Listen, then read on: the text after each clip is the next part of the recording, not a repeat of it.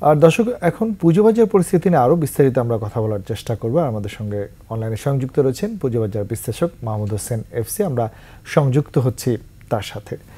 জনাব মাহমুদ হোসেন, আপনি নিশ্চয়ই আমাকে শুনতে পাচ্ছেন?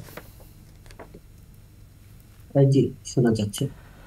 মাহমুদ সাহেব, আমরা আমাদের সহকর্মী রহমান রানার কাছ থেকে শুনছিলাম আজকের বাজার পরিস্থিতি খানিকটা নিম্নমুখী প্রবণতায় চলে গিয়েছে এবং সূচকের উঠানামা থাকবে, এটি পুঁজিবাজারের ধর্ম। কিন্তু অনেকদিন ধরে আসলে পুঁজিবাজার নিয়ে আপনি কাজও করছেন সরাসরি, তো সবকিছু মিলিয়ে সার্বিক অবস্থানটি একটু যদি ব্যাখ্যা করেন।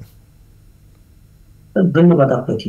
দেখুন, আমি সবচেয়ে বড় যে এনকারেজিং ব্যাপারটা বলবো সেটা হচ্ছে যে পুঁজিবাজারের যারা নিয়ন্ত্রণকারী সংস্থা আছে তারা কিন্তু অংশীজনের সাথে আলাপ করার একটা ইনিশিয়েটিভ অলরেডি শুরু করেছে, এবং সেটা মূলত শুরু হয়েছে আমাদের অর্থ এবং তৎকালীন বাণিজ্যও ছিল। বাণিজ্য উপদেষ্টা মহোদয়, আপনি জানেন, কিছুদিন আগে বাংলাদেশ সিকিউরিটি এক্সচেঞ্জ কমিশনের অফিস ভিজিট করেছে, এবং ওখানে কিন্তু তিনি সরকারের দিক থেকে যে একটা কমিটমেন্ট যে পুঁজিবাজারকে ভাইব্রেন্ট করা এবং অর্থনীতির যে বাংলাদেশে একটা গঠন হচ্ছে, এখানে যেন পুঁজিবাজার অংশগ্রহণ করতে পারে সেই সুযোগটা করে দেওয়ার প্রত্যয় কিন্তু উনি ব্যক্ত করেছে। তারপরেই এই ডিসকাশন শুরু হয়েছে। এর মধ্যে আইসিবি কে ফান্ড সাপোর্ট দেওয়ার জন্য একটা ইনিশিয়েটিভ অলরেডি শুরু হয়েছে। দেখুন, সবচেয়ে বড় ব্যাপার আমি যেটা বলবো যে পুঁজিবাজার তো একটা মিউচুয়াল আন্ডারস্ট্যান্ডিং এন্ড কমফোর্ট যদি না থাকে, এখানে শুধুমাত্র বেতন দিয়ে কিন্তু পুঁজিবাজারকে আপনার হচ্ছে অর্থনীতিতে ডিউ ভূমিকা পালনে নিয়ে আসা যাবে না, এটা মাথায় রাখতে হবে। এট দ্য সেম টাইম এখানে যে দুষ্টদের লালন পালন করতে হবে তাও বলছি না, অবশ্যই দুষ্টদের দমন করতে হবে এবং ভালো মানুষের লালন পালন করতে হবে। এখন দেখেন, ভালো বিনিয়োগকারীদের লালন পালন করতে হলে এখন সবচেয়ে বড় যে ব্যাপারটা দরকার, এখানে পলিসি সাপোর্ট দেওয়া দরকার। ইভেন এই অবস্থায় যে ফোর্স সেলটা আছে সেটা কিন্তু নীতি সহায়তা দিয়ে বন্ধ করা বা কিছুটা টাইমে অ্যাটলিস্ট বন্ধ রাখা দরকার আছে বলে আমি মনে করি। এবং পুঁজি বাজারে যে লেনদেনের পরিমাণে একটা পজিটিভ ট্রেন্ড শুরু হয়েছে, লেনদেনের ভলিউম, যেটা সহকর্মী রণসাদ খুব ভালোভাবে বললেন যে পুঁজি বাজার কতটা একটিভ সেটা বোঝা যায়, কি পরিমাণ লেনদেন হচ্ছে, একদম যথার্থ বলেছে। তো এখানটাই কিন্তু পজিটিভ ট্রেন্ড যেটা হচ্ছে এটা একটু স্বস্তির বলে আমি মনে করি। জনাব মাহমুদ হোসেন, আপনি যেমনটা বলছিলেন যে হ্যাঁ, সব কিছুতেই আসলে আমাদের এখন ঢেলে সাজানোর প্রচেষ্টা হিসেবে অনেক ধরনের কাজ করতে হচ্ছে। নিয়ন্ত্রণ সংস্থা প্রচণ্ড চেষ্টা করছেন। তারই ধারাবাহিকতায় বেশ কিছু সিদ্ধান্ত আমরা দেখেছি, margin loan issue, capital gain tax, এগুলো নিয়ে অনেক কথা হচ্ছে, ট্রেডিং সেটেলমেন্টের কথা হচ্ছে, এবং গত কয়েকদিন ধরে যেটি আলোচনা হচ্ছে যে বেশ কিছু প্রতিষ্ঠান ডিভিডেন্ড ঠিক মতো দেয়নি, তাদের জরিমানা করা হবে সময়মতো না দিলে। এই ধরনের পদক্ষেপগুলো অবশ্যই অত্যন্ত ইতিবাচক। সেই জায়গাগুলো আপনি কিভাবে দেখছেন? দেখুন, আমি এই জায়গাগুলো খুবই ইতিবাচক ভাবে দেখছি। কারণ হচ্ছে, দেখেন, এই যে পুঁজি বাজার থেকে যারা পুঁজি উত্তোলন করলো, যেমন আপনি লিস্টেড কোম্পানির কথা বললেন, তারা বছর শেষে প্রফিটের উপর বেস করে ডিভিডেন্ড ডিক্লার করে।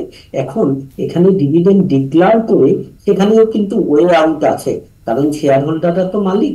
যদি কারোর ক্যাশ শর্টেজ থাকে তাহলে সে হয়তো আপনার ক্যাশ ডিভিডেন্ড দিবেন না, বোনাস ডিভিডেন্ড দিবেন, বা তারা ক্যাশ ডিভিডেন্ড ডিক্লেয়ার করে সেটা সময় মতো দিবেন না। এটা কিন্তু আপনার মনে করেন আইনের প্রতি যথাযথ সম্মান প্রদর্শনও নয় এবং বিনিয়োগ মুখী কোনো সিদ্ধান্তও নয়।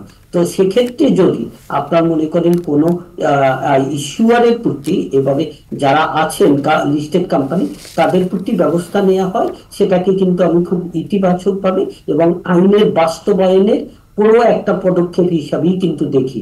এবং এট দ্য সেম টাইম আপনি দেখেন, এই যে মার্জিন লোনের কথাটা বলা হচ্ছে বা নীতি সহায়তা হিসাবে ক্যাপিটাল গেইনের উপর ট্যাক্স অলরেডি অর্ধেক পরিমাণ কমিয়েছে, এগুলো সবই কিন্তু আপনার ইতিবাচক একটা অংশীজনের পজিটিভ একটা অ্যাকশন বলবো। কারণ এই যে দেখেন, ট্যাক্স রেটটার কিন্তু বাড়ানো কমানো, এটা দায় দায়িত্ব বা ক্ষমতা কিন্তু এনবিআর এর। তো এখানে পুঁজি বাজারের গঠনের জন্য যে এনবিআর এডিয়া আছে, এটা কিন্তু আপনার মনে করেন রাষ্ট্রীয় যে নিয়ন্ত্রণকারী বা বিভিন্ন সংস্থা আছে তাদের মধ্যে যে একটা বোঝাপড়া আছে সেটা কিন্তু প্রমাণ করে। এবং এই বোঝাপড়াটা থাকলে ভবিষ্যতে কিন্তু আরো অনেক ভালো কিছু হতে পারে। এখন আমি যেটা বলবো যে বাংলাদেশ ব্যাংকের যেটা উচিত যে আপনি দেখেন পুঁজিবাজারে শুধুমাত্র ওই 25 to 30% ক্যাপিটালাইজেশনের পোর্শন যে শুধু ফিনান্সিয়াল ইনস্টিটিউশন বা ব্যাংক তাদের, তাই কিন্তু না। এট দ্য সেম টাইম এখানে কিন্তু প্রতিটা ব্যাংকের ব্রোকারেজ হাউস আছে, সিকিউরিটি হাউস আছে। তো এরা এদের এবং এদের কিন্তু কমিটেড একটা অ্যামাউন্টও আছে পুঁজিবাজারে বিনিয়োগ করার জন্য। এই দুটো যদি এনশিওর করা যায় তাহলে কিন্তু পুঁজিবাজারে আর একটা ইতিবাচক ধারা তৈরি হওয়ার সম্ভাবনা আছে। কারণ এখন সঙ্গত কারণে এই যে রাজনৈতিক একটা আপনার মনে করেন অনিশ্চয়তা আছে, এই অবস্থায় কিন্তু বিজনেসম্যানরা ইনভেস্ট করছে না। বা আর্থিক সেক্টরটা যেভাবে বিগত 10 বছরে বিশেষ করে লুটপাট হয়েছে লোনের নামে, যা ইচ্ছে তাই, সেক্ষেত্রে কিন্তু ব্যাংকগুলো নতুন করে লোন দিচ্ছে না। আর লোন দেওয়ার ক্ষেত্রে কিন্তু তারা একটা সংকোচন নীতি, সংকুচিত নীতি গ্রহণ করছে। কাজেই অনেকগুলো ব্যাংকের কাছে কিন্তু লিকুইডিটি হিউজ পরিমাণ আছে। এবং এট দ্য সেম টাইম দেখবেন যে বিগত 2 মাসে কিন্তু ব্যাংকিং সেক্টরে অনেক পরিমাণ টাকাও কিন্তু চলে আসছে মানুষের অনেক বাসায় ছিল বা আপনার বালিশের নিচে ছিল। তো এই লিকুইডিটিটা নিয়ে যদি পুঁজিবাজারে এই আপনার ব্যাংকের সহযোগী প্রতিষ্ঠানগুলো আসে তাহলে কিন্তু পুঁজিবাজারে একটা পজিটিভ ভাইব তৈরি হওয়া যায় এবং ব্যাংকগুলো ওই আইডল মানি ইউজ করে কিছু আর্ন করতে পারে। তো কাজেই এখানে যদি বাংলাদেশ ব্যাংক একটা পজিটিভ আপনার মনে করেন নীতি সহায়তা নিয়ে আসে তাহলে কিন্তু পুঁজিবাজারের জন্য আদতে পজিটিভই হবে বলে আমি ভালো কিছু আশা করা যায়। আরেকটি জায়গায় অবশ্যই আমরা অনেক নীতিগত পরিবর্তনের বিষয় দেখছি, নিয়ম নীতির জায়গায় অনেক আইন কানুনের জায়গায়ও কথা হচ্ছে। তার সাথে সাথে সবচেয়ে বড় জায়গা হচ্ছে গত 10-15 বছরে যে অভিযোগগুলো এসেছে যে ভালো কোম্পানিকে তালিকাভুক্ত না করা। নাম সর্বস্ব কোম্পানি এসেছে, সেগুলো অনেক ভালো এসেছে, আমি সেটাও অস্বীকার করছি না, কিন্তু বেশিরভাগই দেখা যাচ্ছে অভিযোগের তীর ছিল যে এখান থেকে অর্থ উত্তোলন করেছেন, লুটপাট হয়েছে। সেটি যেন না হয়, তার সাথে সাথে দেশীয় ভালো কোম্পানিগুলোকে নিয়ে আসা, মাল্টিন্যাশনাল কোম্পানিগুলো নিয়ে আসা, স্ট্র্যাটেজিক পার্টনারের কথা আমরা দেখছি, কিন্তু কতটুকু ফলপ্রসূ হয়েছে বাজারের জন্য এগুলো কি দেখভাল করার প্রয়োজন আছে কিনা, বা এই জায়গায় কোনো পরিবর্তন আশা করেন কিনা? ধন্যবাদ আপনাকে, আপনি খুবই একটা ইম্পর্টেন্ট এরিয়ায় আলোকপাত করেছেন। দেখেন, প্রথম যদি শুরু করি স্ট্র্যাটেজিক পার্টনারের ক্ষেত্রে, দেখেন ওনাদের যা কমিটমেন্ট ছিল সেটা আদায় করে নেওয়ার জন্য যে ঢাকা স্টক এক্সচেঞ্জ আছে সে কিন্তু ঠিক মতো আদায় করে নিতে পারছে না। হয়তো টেকনোলজিক্যাল কিছু সাপোর্টে তারা ইনভেস্ট করেছে, বা তারা যে বাংলাদেশের মতো একটা এমার্জিং ক্যাপিটাল মার্কেট বা অর্থনীতিকে বাইরের মার্কেট করার কথা ছিল সেটা কতটা হয়েছে সেই প্রশ্ন সবার মতো আমার মনেও আছে। এখানে বোধহয় জোর দেওয়া উচিত। এবং এট দ্য সেম টাইম আপনার দেখেন দুটো, আমি বলবো এশিয়ার দুটো বিখ্যাত আপনার মনে করেন স্টক এক্সচেঞ্জ, তারা এখানে আপনার কনসোর্টিয়াম করে স্ট্র্যাটেজিক পার্টনার হয়েছে। তাদের কিন্তু ক্ষমতার অভাব নাই। কাজেই তাদেরকে যদি অ্যাকাউন্টেবল করা যায় বা মোটিভেট করা যায় তাহলে কিন্তু পুঁজিবাজারেও অনেক কিছু অর্জন করা যাবে। আর আপনি লিস্টেড ভালো ভালো কোম্পানি এনলিস্টমেন্টে আনার কথা আপনি যেটা বলছেন, যে দেখেন একসময় আমরা বলতাম যে বিদেশিরা চায় না, সেটা আমরা নীতিগত পরিবর্তন করে, আমরা যদি পলিসি পরিবর্তন করি তাহলে কিন্তু ফোর্স করতে পারি। সেখানে আমরা একটা চ্যালেঞ্জ হিসাবে বলতাম যে আমলারা বা রাজনৈতিক নেতৃত্ব এখান থেকে ভেস্টেড ইন্টারেস্ট নেয় বলে তারা চায় না। তো এখন তো রাজনৈতিক নেতৃত্ব নাই বা আমলাদের আগের মতো অবস্থান নাই। কারণ দেখেন যে আমলাতান্ত্রিক আপনার যে একটা করাপশন এত লেভেলে হয়েছে গত পিরিয়ডে, যার কারণে কিন্তু আমলারা এখন প্রেসারে আছে।